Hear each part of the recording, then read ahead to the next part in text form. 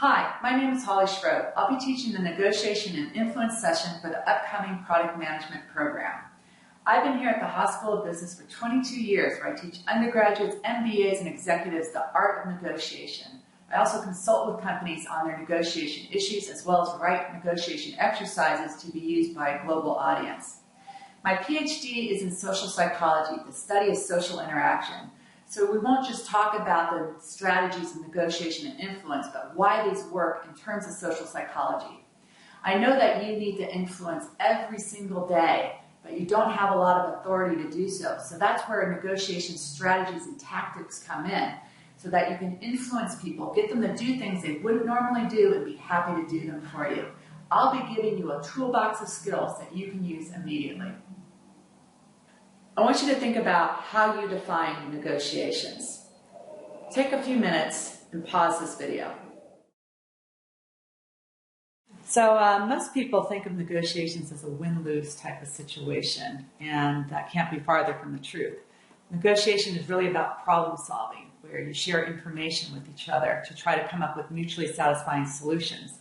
And the reason you want mutually satisfying solutions is that because the measure of a good negotiation is repeat business and a good reputation. Internally, it's do people return your phone calls? Do you get the resources you need right away? Are people cooperative with you? So you know that you've had a successful negotiation when people are responding positively to you. And if you have a win-lose definition, what happens is the person who feels as if they lost, that person says bad things about you. They avoid you. They don't want to cooperate with you. So there's no such thing as a win-lose negotiation, because if one party feels he is or she is lost, then both parties have lost because of that reputation effect. So these are the common mistakes that many negotiators make. The first is settling for too little. What that means is that people come into a negotiation really thinking about what their bottom line. And sometimes they have a self-defeating attitude that I can't possibly get all these things, so I might as well just focus on the bare minimum. All research in negotiation shows that when you set an aspiration point, which is similar to a goal, not only do you do better in achieving what you want, but the other side does better as well, because you work harder to try to find solutions. So for example, as a product manager, you may go into a meeting being a bottom line dweller where you think, I can't possibly get this timeline, I can't possibly have these features on my product. And what happens is you tend to get the bare minimum versus going into the product meeting saying, I really believe I can get this timeline, I believe these features are possible. You're much more likely to actually achieve those goals. Another common mistake that people make is that they tend to leave money on the table. And this is not literally money, but it's value. And what that means is that they don't share enough information to try to understand what each other needs. And if they did fully share the information, they'd be able to walk away with more value between the two of them. But when you withhold information, you withhold your needs, the other side can't possibly please you because they don't understand what you need. And you can't find trade-offs. So for example, you might trade off the timeline in order to get the kind of features that you really want to bring this product to market.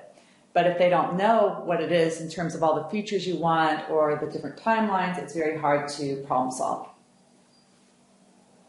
A common problem that negotiators experience is that they're often not able to recognize a good deal when it's in front of them.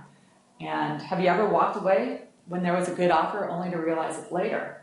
So what's happening is that you're not doing enough research to really understand what is possible for you, what you should be aiming for, and what is something that you should accept. Because when you walk away, when there was a good offer, it's very difficult to come back and reopen that negotiation. The last challenge that affects negotiators is the linkage effect. This is where people have a fear that if they agree to something, it will set a precedent for future negotiations. So for example, as a product manager, you may go to engineering and ask them to rush a particular feature onto a project. They could do it, but they don't want to set a precedent that they'll take these orders and do them quickly. So you would have to help them de-link by showing them that if they do this, it won't affect other people, that this is a unique case, there's something special about it, so that they won't be setting this precedent. Oftentimes people will say no because of this fear. So it's up to you to help the other side to de-link in order to be successful and get what you want. I want you to think of a recent example where you've committed one of these major sins. I then want you to write down how you would have approached this negotiation differently.